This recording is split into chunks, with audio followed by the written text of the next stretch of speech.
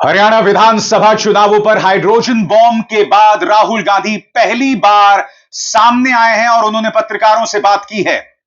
बकौल राहुल गांधी, मैंने जो सवाल रखे थे उन सवालों का जवाब न चुनाव आयोग के पास है, न भारतीय जनता पार्टी के पास है। वो इधर उधर के मुद्दों की बात कर रहे हैं, मगर जो असल मुद्दा है कि एक ब्राजीलियन मॉडल की फोटो का इस्तेमाल क्यों किया गया 22 बार, डुप्लीकेट फोटोज क्यों सामने उभर कर आ रही हैं, और सबसे बड़ी बात, भारतीय जनता पार्टी के नेता 2 राज्यों में कैसे वोट कर रहे हैं। और यह बात कल भी प्रमाणित हुई बिहार के पहले चरण के मतदान में, जहां भारतीय जनता पार्टी के नेता दिल्ली और बिहार दोनों जगह वोट देते दिखाई दिए। साथ ही दोस्तों, आप देख सकते हैं तेजस्वी यादव को किस तरह की प्रतिक्रिया अंधेरे में मिल रही है। उन्हें हेलीकॉप्टर उड़ाने की अनुमति नहीं मिलती और वो सड़क के रास्ते पहुंचते हैं, और आप देखिए किस तरह से मोबाइल के लाइट्स के जरिए लोग उनका स्वागत कर रहे हैं। हम इसकी चर्चा करेंगे, मगर सबसे पहले राहुल गांधी सामने आते हैं और वो कहते हैं कि मैंने तमाम मुद्दे उठाए, मगर एक भी सवाल का जवाब ना भाजपा दे पा रही है और ना चुनाव आयोग। उन्होंने कहा कि आखिर ब्राजीलियन मॉडल की फोटो का इस्तेमाल हो क्यों रहा है, इस सवाल का सीधा सा जवाब क्यों नहीं। सुनिए वो क्या कह रहे हैं। देखिए, सिंपल सी बात है। मैंने प्रेजेंटेशन में दिखाया कि हरियाणा का जो चुनाव है वो एक्चुअली चुनाव ही नहीं था, वो होलसेल चोरी हुई है। और आप नोट कीजिए कि जो मैंने एलिगेशंस रखे थे, फेक वोट, फेक फोटोग्राफ, इसका कोई रिस्पांस नहीं आया है, ना इसी से आया है। बीजेपी इसी को डिफेंड कर रही है, मगर जो मैंने कहा है उसको निगेट नहीं कर रही है। छोटे छोटे एग्जांपल्स मीडिया उठा रही है कि भैया ब्राजील की औरत है, उन लोगों ने वोट किया। अरे भाई, ब्राजील की औरत की फोटो है, आपने वोट कैसे किया? आपकी आईडी नहीं है, आपका चेहरा नहीं है उस पर, कैसे वोट किया? राइट? तो रियलिटी क्या है? रियलिटी है कि नरेंद्र मोदी जी, अमित शाह जी और इलेक्शन कमीशन मिलकर संविधान पर आक्रमण कर रहे हैं। संविधान कहता है 1 मैन 1 वोट। हरियाणा दिखाता है कि 1 मैन 1 वोट हरियाणा में था ही नहीं। 1 मैन मल्टीपल वोट था, ब्राजीलियन वुमन वोट था, 1-2 बूथ में 200 लोग, 200 फोटो हैं एक औरत की। तो और यही काम बिहार में ये करने जा रहे हैं। ये मध्य प्रदेश में इन्होंने किया है, ये छत्तीसगढ़ में किया था, ये हरियाणा में हुआ है, ये गुजरात में होता जा रहा है। तो ये मेन इशू है। ठीक है, थैंक यू। दोस्तों, ये मुद्दा क्यों उठ रहा है मैं आपको बताता हूं। क्योंकि भारतीय जनता पार्टी के प्रचार तंत्र का जो मुखिया है अमित मालवीय, उसके अलावा अन्य कई नेता कह रहे हैं कि भाई ब्राजीलियन मॉडल ने भारत आकर वोट नहीं दिया। वो जो ब्राजीलियन मॉडल है उसका बयान भी सामने आया था। राहुल गांधी वो मुद्दा नहीं उठा रहे हैं कि वो ब्राजीलियन मॉडल ब्राजील से आई और उसने वोट दिया। सवाल यहां पर यह किया जा रहा है, इस तस्वीर का इस्तेमाल क्यों किया गया। इसके जरिए यह मुद्दा उठाया जा रहा है कि जो भी यह काम करवा रहा है वो इस कदर बेखौफ है, वो इस कदर आलसी है कि वो ब्राजीलियन मॉडल की तस्वीर का इस्तेमाल कर रहा है। इन्हें कोई डर नहीं, कोई खौफ नहीं। राहुल गांधी ये मुद्दा उठा रहे हैं और इसीलिए उन्होंने जेन जी यानी युवाओं से अपील की है। उन्होंने कहा कि जो सरकार आप हरियाणा में देख रहे हैं, जो सरकार आपने छत्तीसगढ़, मध्य प्रदेश में देखी है, सब चोरी की सरकारें हैं।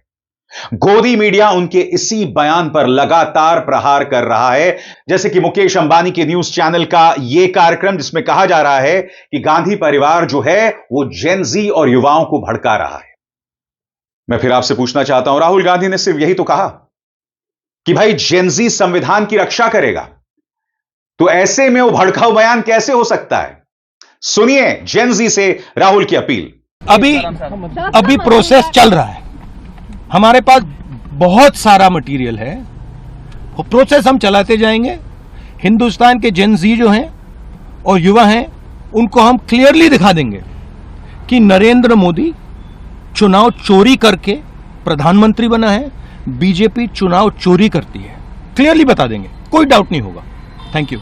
दिलचस्प बात यह है दोस्तों, राहुल गांधी ने जो हाइड्रोजन बॉम्ब फोड़ा है उस पर गोदी मीडिया और भारतीय जनता पार्टी गठबंधन के नेताओं के तेवर में कोई फर्क नहीं है। मैंने इंडिया टीवी का एक कार्यक्रम देखा था जिसमें उनके संपादक यह कह रहे थे कि राहुल गांधी ये सब इसलिए कह रहे हैं कि उन्हें अपने कार्यकर्ताओं का हौसला बनाए रखना है। वो एक के बाद एक के बाद एक चुनाव हार रहे हैं, लिहाजा उनका हौसला बनाए रखना है, इसलिए वो ये झूठ बोल रहे हैं। यही बात चिराग पासवान भी कह रहे हैं। सुना जाए। देखिए, मैं समझ सकता हूं एक के बाद एक के बाद एक के बाद एक के बाद एक चुनाव हारते जाना किसी भी नेता के मनोबल को, उसकी पार्टी के मनोबल को काफ़ी ज़्यादा तोड़ता है, निराश करता है। ऐसे में अपने दल के नेता कार्यकर्ताओं के मनोबल को बनाए रखने के लिए, उनको उत्साहित रखने के लिए आपको समय समय पर कोई ना कोई शगुफा तो देना होगा ना। आप कैसे बोलिएगा कि भैया मेरे नेतृत्व में कमी है इसलिए हम लोग चुनाव हारे? आप कैसे उनको कहिएगा कि मैं पार्टी को लीड नहीं कर पा रहा था, राष्ट्रीय अध्यक्ष की भूमिका से हटे, पर अब जब स्टार प्रचारक की भूमिका में है, हरियाणा में हम लोगों ने देखा ही कि भैया क्या हर्ष हुआ। तो अब इनको कोई ना कोई शगुफा अपने कार्यकर्ताओं को एंगेज, एक्साइटेड रखने के लिए ज़रूरी है। तो ये उन्हीं में से एक है। अब इसके बाद जब ये कुछ समय तक चलेगा, जब ये फिर ठंडा पड़ जाएगा, फिर ये कुछ और लेकर आएंगे। पर जितनी मेहनत ये लोग बहाने तलाशने में करते हैं ना, बार बार कह रहा हूँ, उतनी मेहनत अगर ये लोग अपने ऊपर कर देना तो शायद कांग्रेस महागठबंधन रिवाइव हो। गिरिराज सिंह के बयान पर क्या कहेंगे? इंतजार कीजिए दोस्तों, मैं आपको बतलाऊंगा कल जो पहले चरण का मतदान हुआ है उसमें गोदी मीडिया की क्या कवरेज रही है, जिससे आपको पता चल जाएगा कि किस तरह से ये गोदी मीडिया पूरी तरह से भारतीय जनता पार्टी के लिए काम करती है। गोदी मीडिया ने अभी से ही प्रधानमंत्री नरेंद्र मोदी की लहर बता दी है, भारतीय जनता पार्टी के जीत का दावा कर दिया है। इस मंच पर हम कभी भी किसी की जीत का दावा नहीं करते हैं, क्योंकि हमारा मानना है कि वोटर समझदार है। हमारा यह मानना है कि जितने भी प्री पोल सर्वेज होते हैं, जितने भी एग्जिट पोल्स होते हैं, सब अनसाइंटिफिक, गैर वैज्ञानिक हैं। मगर गोदी मीडिया ने अभी से ऐलान कर दिया है कि भाजपा गठबंधन जीत रही है, प्रधानमंत्री मोदी की लहर है। मगर मैं आपको दिखलाना चाहता हूं यह तस्वीर।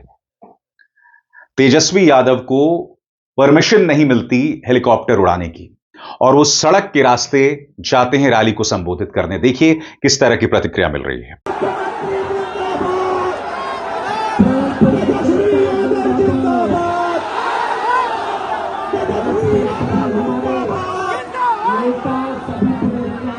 पार्टी की प्रवक्ता कंचना यादव ने उनका भाषण भी यहां पेश किया है। वो लिखती हैं, जिस व्यक्ति को आप अंधेरे में देख रहे हैं वे बिहार के होने वाले मुख्यमंत्री तेजस्वी यादव हैं। उनका हेलीकॉप्टर खराब हो गया है, इसलिए वे सड़क मार्ग से ही प्रचार करने पहुंच गए। बिजली काट दी गई है, फिर भी बिहार में प्रचार जारी है। परिवर्तन होगा और अवश्य होगा। सुनिए तेजस्वी यहां क्या कह रहे हैं। हमारे हेलीकॉप्टर में तकनीकी खराबी आ गई थी। कदवा में हमारा जनसभा के बाद हम कदवा से बाई रोड आए। हमको आप लोगों का आशीर्वाद चाहिए था। हेलीकॉप्टर को तो हमने ट्रैक्टर बना दिया है। एक हमारे हेलीकॉप्टर के पीछे भाजपा का 30-30 हेलीकॉप्टर दौड़ रहा है, लेकिन फिर भी खराब होने के कारण भी आप लोगों के बीच हम आए हैं अपनी बहन इशरत परवीन जी के लिए वोट मांगने। और मुझे पूरा भरोसा है प्राणपुर की जनता पर कि इस बार एक एक वोट जो है लालटेन पर बटन दबेगा। नौकरी के लिए तैयार हो कि नहीं हो? अभी आज पहला चरण का मतदान खत्म हुआ है। हम लोग सरकार बनाने जा रहे हैं और सरकार बनते ही जिस परिवार के पास सरकारी नौकरी नहीं है उस परिवार में एक सरकारी नौकरी तेजस्वी देने का काम कर रहे हैं। पढ़ाई, दवाई, कमाई, सिंचाई, सुनवाई और कार्रवाई वाली सरकार हम लोग देने का काम करेंगे। तो जिताइएगा ना, और एक मौका तेजस्वी को दीजिएगा ना। हमने जो कहा वो किया है, जो कह रहे वो करेंगे। तेजस्वी की उम्र कच्ची है पर तेजस्वी की जुबान पक्की है। मोदी जी फैक्ट्री लगवाएंगे गुजरात में, और विक्ट्री चाहिए बिहार में, यह होने वाला नहीं है। इसलिए आप सब लोगों का आशीर्वाद हो, तो जितने भाई हैं, मोबाइल है, सब लोग टॉर्च ऑन करके आशीर्वाद देने का काम करें। सब लोग टॉर्च की लाइट से। आज आपके सामने मैं चंद सवाल रखना चाहता हूं। कल शाम आप में से ऐसे कई अभागे होंगे जिन्होंने गोदी मीडिया के प्राइम टाइम डिबेट्स देखा होगा। मैं आपसे एक सवाल पूछना चाहता हूं। भारतीय जनता पार्टी के deputy chief minister Vijay Sinha जिस तरह से लोगों से भिड़ रहे थे, गाली गलौज कर रहे थे, छाती पर बुलडोजर चलाने की बात कर रहे थे, ये तमाम बातें वो लगातार कर रहे थे। सीधा और सरल सवाल, इस पर कोई डिबेट हुआ? कई लोगों को वोट देने में दिक्कतें पेश आई। कई लोग गए तो उनकी जगह पहले वोट पड़ चुका था। कई लोग गए, उनसे कहा वोटर स्लिप लेकर आइए। ये तमाम चीजें होती गई। कहां कहां डिबेट हुआ बताइए? पूरी चुनावी प्रक्रिया में जो पारदर्शिता की सख्त कमी थी, वो कहां दिखाई दी आपको बताइए? कहीं पर भी नहीं। मैं आपको बतलाना चाहता हूं, गोदी मीडिया ने अभी से ही भाजपा के विजय की घोषणा कर दी है और अब भी कोशिश कर रही है कि भाई दूसरे चरण में हिंदू मुस्लिम हो जाए। सबसे पहले मुकेश अंबानी का न्यूज चैनल गुल्लू क्या कह रहा है? बिहार का पहला चरण बुरखे पर जबरदस्त रण। आगे देखिए दूसरा गुल्लू, चुनाव के बीच राहुल प्रियंका का जेन जी वाला प्लान एक्सपोज्ड। राहुल के वोट चोरी पर कितने वोट पड़े? फिर जी न्यूज, बिहार में तूफानी वोटिंग, टूटे सारे रिकॉर्ड, आंकड़े देख हिला पूरा विपक्ष। इंडिया टीवी, बिहार का 50% वोट सेट, एनडीए जीत रहा पहला फेज। कितनी आसानी से ये लोग एनडीए की जीत बता देते हैं। अभी कोई नतीजे नहीं हुए, कोई एग्जिट पोल्स भी नहीं हुए। अगर इन्होंने एग्जिट पोल किए होते तो मैं बात समझ सकता था। एग्जिट पोल्स भी नहीं हुए, मगर अभी से एनडीए की जीत बता दी। आगे देखिए, जेन जी को भड़का रहा परिवार, यह मैंने अभी अभी आपको बताया था। जेन जी को भड़का रहा परिवार, और फिर यही नैरेटिव इस्तेमाल किया जाएगा कि गांधी परिवार देशद्रोही है, अराजक है और इस तरह की बातें। यानी कि जो जेन जी के मुद्दे उठाए वो देशद्रोही। आगे, पहले दिन वोटिंग ने तोड़े सारे रिकॉर्ड, बिहार में एनडीए की सरकार पक्की, डरकर भाग गए राहुल तेजस्वी। डरकर भाग गए राहुल तेजस्वी। अरे तेजस्वी तो अंधेरे में भी प्रचार कर रहा है भाई।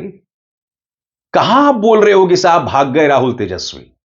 वो आखिरी लम्हे तक कर रहे हैं प्रचार।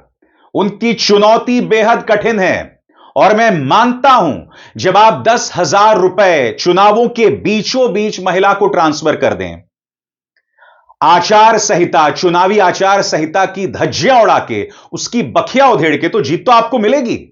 मगर अभी चुनावी नतीजे नहीं आए हैं, एग्जिट पोल्स नहीं आए हैं और अभी से इस तरह के कार्यक्रम किए जा रहे हैं। आगे देखिए साहब, H bomb fail, Brazilian model flop, लो पलट गया पूरा बिहार चुनाव। पापा की परी क्या कह रही है? महिलाओं ने पहले चरण में बना दी सरकार। नहीं मोहतरमा, इस तस्वीर में सिर्फ एक महिला जो है वो भाजपा की सरकार बना रही है और वो आप खुद हैं, क्योंकि आप ही वो मोहतरमा हैं जिन्होंने कहा था कि मोदी जी कौन सा टॉनिक पीते हैं। ये आप ही थी जी। तो कहने का अर्थ साफ है, गोदी मीडिया का सिर्फ एक ही काम है, हर कीमत पर भाजपा की सरकार बनाओ। सवाल मत पूछो। कल ढेरों सवाल थे चुनावी प्रक्रिया को लेकर। भारतीय जनता पार्टी के समर्थक जिस तरह से दोनों तरफ वोट डाल रहे थे, ये तमाम सवालात थे और मैंने अपने मंच पर बाकायदा मुद्दा उठाया। मैंने चुनावी आचार संहिता, इलेक्शन कमीशन के गाइडलाइंस का जिक्र किया। मैंने हवा हवाई बातें नहीं की, मगर ये सब होता दिखाई दिया। मैं फिर आपसे पूछना चाहता हूं, क्या ये मुद्दे उठाए गोदी मीडिया में? नहीं। गोदी मीडिया का सिर्फ एक काम, भाजपा जिताओ, दैट्स इट। इसके अलावा कुछ नहीं। अविसार शर्मा को दीजिए इजाजत। नमस्कार।